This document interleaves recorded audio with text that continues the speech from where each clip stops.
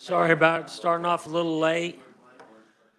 Uh, Just so you know, committee, we were planning on working the AV bill, starting on it after we finished up these first bills this morning. They met again last night, had some more discussions with several people. That will be tomorrow. So you get a little bit of a reprieve from the autonomous vehicles today. With that, we'll turn our attention to the hearing on 2633, providing for the City of Hutchinson license plates. Adam?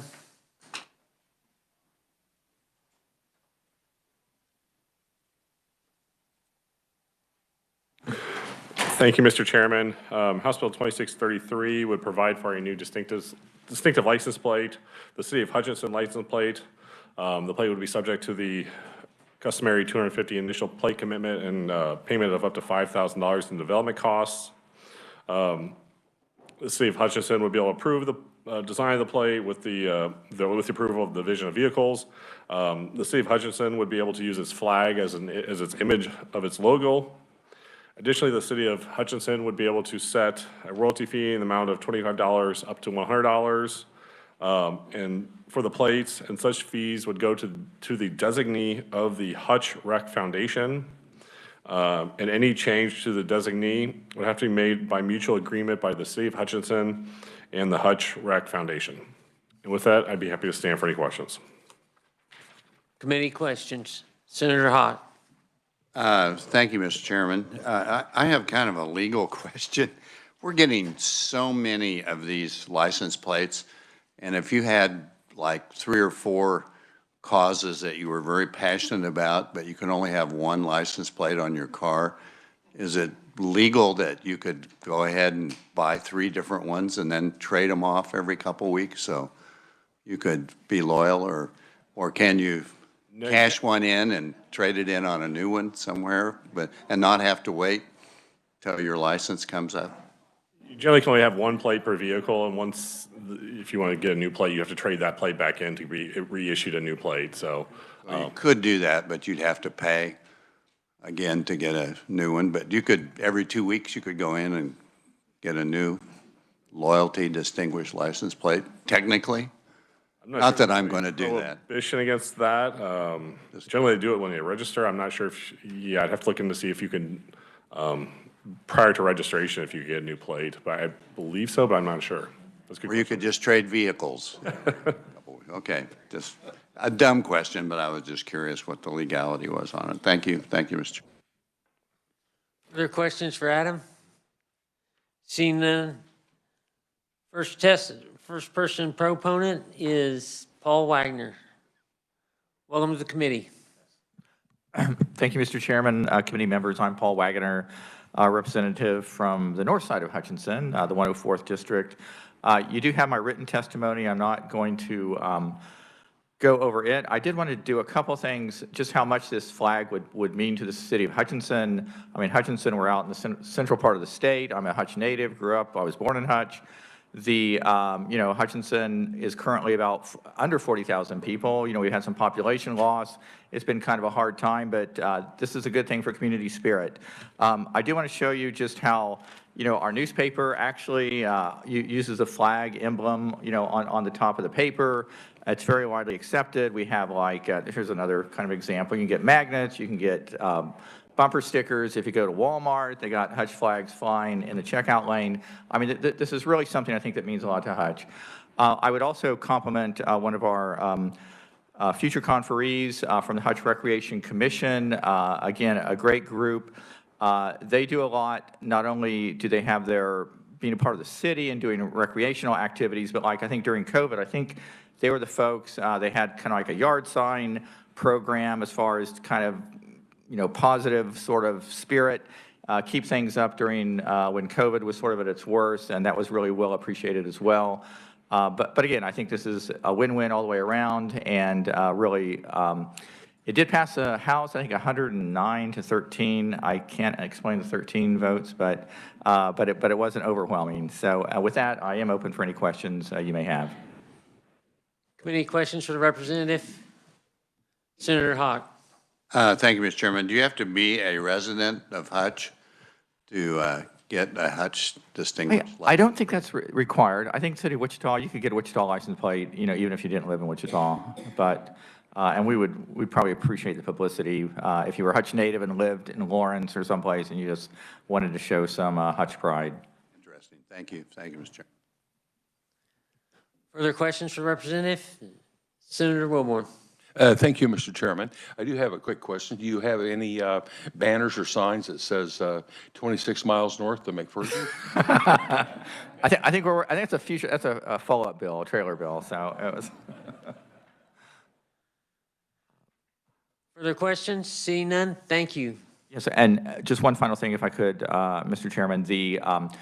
Jason Probst is not here to testify in person, and neither is Marla Jane Boer, but Anthony Finley from the Hutch Rec, I think, is our other in person. And again, sorry for our not making that clear when they submitted testimony. That's absolutely fine. Committee, you do have Jason Probst, the Assistant Minority Leader's testimony in your packet. We'll accept that as written. That means next on the agenda is Anthony Finley.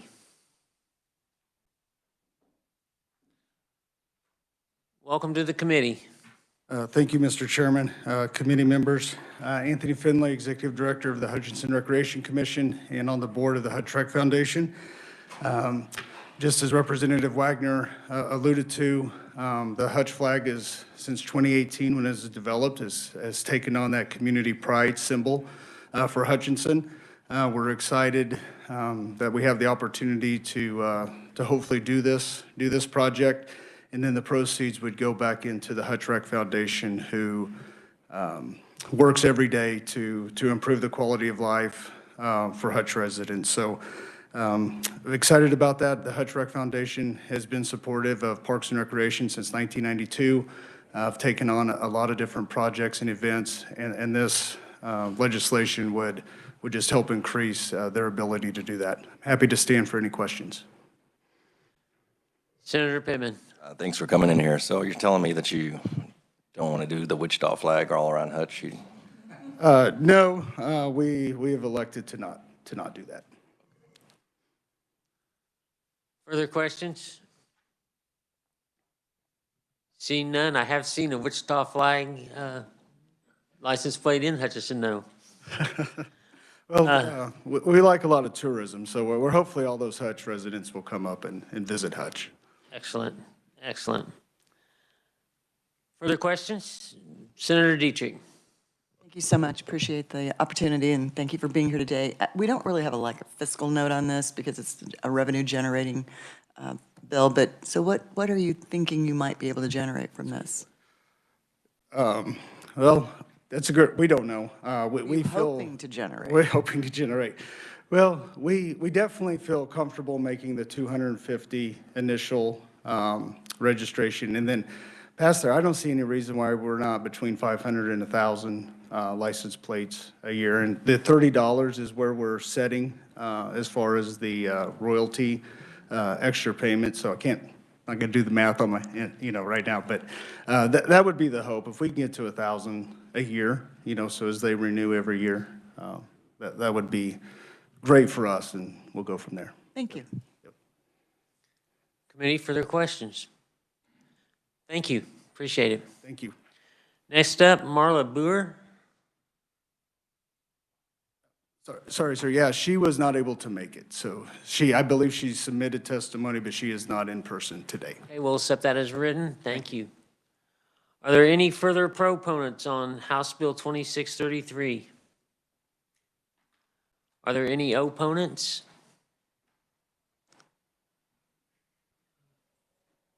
Are there any neutrals?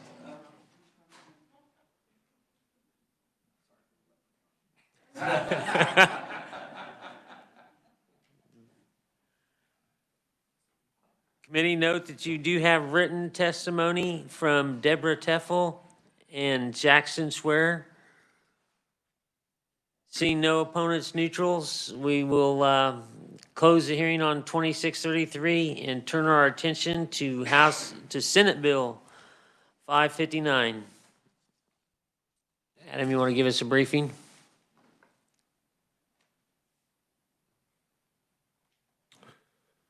Thank you, Mr. Chairman. Senate Bill 559 would amend the liability provisions for optometrists and ophthalmologists when an optometrist or an ophthalmologist would submit a report to the report information, to the Division of Vehicles concerning a person's vision when a person is applying for a driver's license. The bill would clarify that an optometrist and an ophthalmologist would not be liable for damages to anyone after the issuance or renewal of an applicant's driver's license. And with that, I'd be happy to stand for any questions. Committee questions for Adam?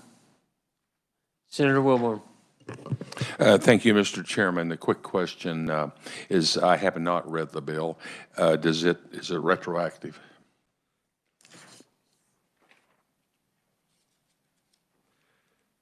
There is no retroactive activity to the bill. It currently goes into effect on the statute book. To the extent that, there really is no retroactivity to this bill. Further questions for Adam? See none, thank you, Adam. We'll turn our attention to the first proponent, Todd Flesher. Good morning. I'm Todd Flesher. I'm the Executive Director for the Optometric Association. I appreciate the opportunity to appear before you today on Senate Bill 559, which relates to the vision information provided by optometrists and ophthalmologists to the DMV. The kind of the crux of this bill is it does a couple of things. So when you go into the DMV, you have a vision screening. If you fail the vision screening at the DMV, you have the option of going to the optometrist or ophthalmologist for an eye exam, and then they can fill out a vision form and then submit that back to the DMV with information about any vision conditions you might have. And then the DMV takes that information and makes a decision about whether you're safe to go on a drive test, and then ultimately they make the decision about whether you have a license. This bill actually does a couple of things. Number one, it removes the requirement or the language in there on the forms that says that a doctor is attesting or certifying that an individual is safe to operate a vehicle. Our optometrists and ophthalmologists are trained to diagnose vision conditions, and that's what they're reporting on, but they're not really, you don't have the background to determine whether somebody's safe to operate a vehicle. So there's a lot of factors that go into safely operating a vehicle. So they're just reporting on the vision, and that's what this bill does, is make sure that that's the information that they're liable for. Also, the liability also is so that if they have a vision condition that's been reported to the state, if something happens in 2 weeks or a month, maybe they have a stroke or something like that and their vision changes, that changes their vision, but it's not, the doctor's not liable for that because it's happened after the examination and the reporting back to the state. So that's up to the individual to report that and make that go forward. So that's really what this bill does. This bill was heard yesterday and House Judiciary and moved out. There was a couple of amendments that were made to the bill, one of which added back in the language "in good faith" to the bill. It was actually stricken in the original version. We're actually very supportive of that. It basically just clarifies that the information that's provided by the optometrist or ophthalmologist was done accurately and honestly. And if they were trying to do anything dishonestly or fraudulently, then they should have consequences. So we're perfectly fine with that. The other amendment that was made in committee was moving the effective date to a date of publication in the register rather than in statute books, so that it does go into effect fairly quickly. So that is where we're at on that, and we're supportive of that amendment, and we'd encourage that on this side as well. So that I can happy to answer any questions. Committee questions. Senator Dietrich. Thank you, Mr. Chair. Thank you for being here today. So how long has this statute been in effect without these changes? Oh, it's been for a number of years. We've been working with the department for years to kind of clarify what that requirement is about certifying that it's safe to drive, and we've been trying to have various iterations of the form. I will tell you kind of their interpretation of the form that we've been sharing with our members is that they're really just asking for us to say, do they have the necessary visual skills to operate a vehicle and go on a drive test with the driver's license examiner.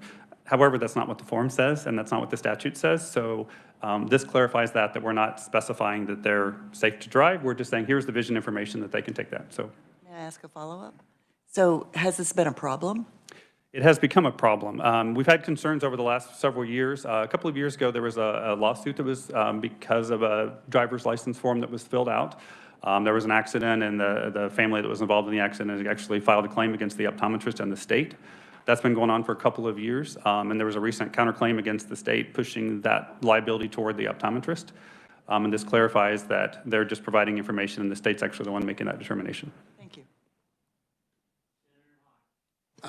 Thank you, Mr. Chairman. You mentioned on that amendment in good faith, what is the consequence if an optometrist or an ophthalmologist does not give an accurate, I'm not sure how one would ascertain that it wasn't accurate, but assume that there was fault, that was either incompetence or an error. So there's not a consequence if we essentially pass this bill, but what would a logical consequence be? So I think it would be a couple different things. They would be open to liability for that action. And I think that's the crux of this bill. But I think also at that point, the licensing agency would look at that, and if they're acting fraudulently, that would be in violation of their standard of care, and they would have consequences with their license as well. Okay. Thank you. Thank you, Mr. Chairman. Senator Pittman. Thank you. Two questions. One, I suppose you wouldn't mind if this were retroactive, right?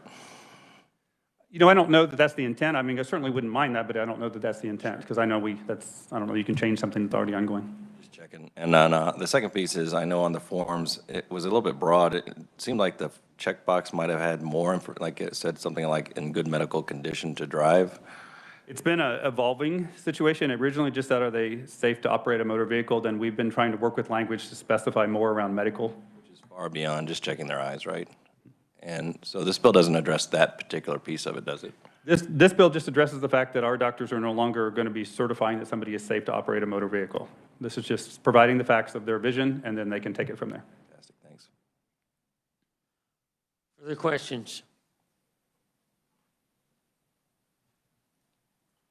Seeing none. Committee notes that you do have written testimony from Vicki Whitaker and Lori Ann Brown. Is there any further proponents wishing to testify? Larry Ann's coming. Mr. Chairman and members of the committee, I just wanted to say just a couple of words. I'm Larry Ann Brown. I'm here today on behalf of the Kansas Society of Eye Physicians and Surgeons with the ophthalmologist. Doug Smith, John Penniger, and I represent them. We just want to thank the committee for moving this forward quickly and taking a look at it. We certainly don't want to get in the position of eye surgeons or optometrists not wanting to perform these vision services. And this is something that both associations see eye to eye on. Thank you. I'll be happy to stand for questions. Senator Hawk. So good to have a group that we can see eye to eye on. I assume you're good with putting the amendment back in on the in good faith? Yes, sir. Wording. Thank you. Thank you, Mr. Committee, further questions? Seeing none. Are there any further proponents wishing to testify? Are there any opponents? Are there any neutrals? Seeing none, we'll close the hearing on Senate Bill 559. Committee, this seems like a simple enough bill with the time we have left. What would be the desire of the committee to work this? Senator Wilborn. Thank you, Mr. Chairman. If the city or the committee so obliges, I'd like to make a motion to move Senate Bill 559 out favorable for passage. Want to consider the amendment that they offered? Excuse me, I thought the amendment was already in the... No. No, yes, we'll need to amend. You withdrawing your motion? Well, I'll withdraw the motion, and we'll allow the reviser to pass out the amendment.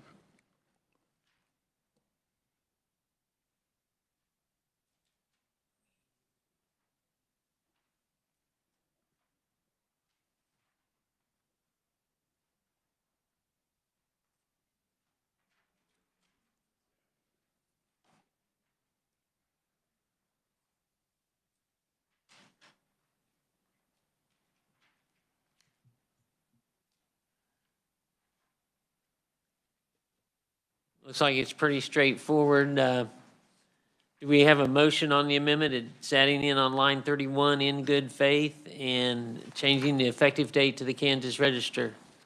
Senator Wilborn. Thank you, Mr. Chairman. I so move the amendment. We had second by Senator Pittman. Any further discussion? Seeing none, all those in favor of the amendment signify by saying aye. Those opposed, amendment is adopted. We're back on the bill. Committee, at this late hour, this is in a Senate bill. We do have one shell left, or one House bill that we could empty the contents out of, 2458. It was a bill we took care of yesterday on naming the highway. We wanted to put this in a House bill. It might make it easier for the House to concur. I believe this is the same amendment that was offered yesterday in the House Judiciary hearing by John Carmichael. And it's approved by optometrists, so it might make it easy for him to concur if the committee would be willing to do that. That was House Bill 2458 that we could empty the contents of. Senator Wilborn. Thank you, Mr. Chairman. If the wording is proper, I would like to make a motion to move the contents of Senate Bill 559 into House Bill 2458. As amended and remove the As amended, thank you. And remove the contents of 2458. Yes. Do we have a second by Senator Dietrich? Just say yes, I love that. Just so we're clear what we're doing, we're emptying the contents of House Bill 2458. We're adding the contents of Senate Bill 559 as amended. Any further discussion? Seeing none, all those in favor signify by saying aye. Those opposed? Amendment is adopted.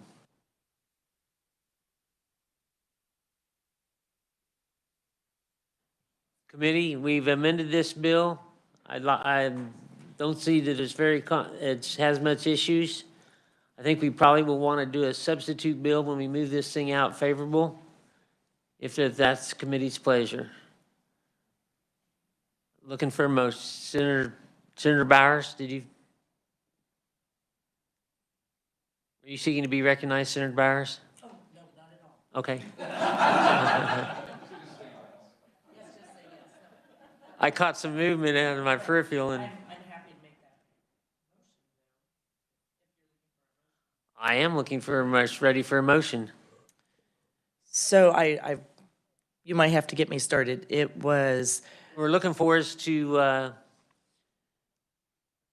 pass out favorably House Bill 2458 as amended, and a substitute bill be created. I will make that motion. We have a motion. Do we have a second? Seconded by motion by Senator Bowers, seconded by Senator Dietrich.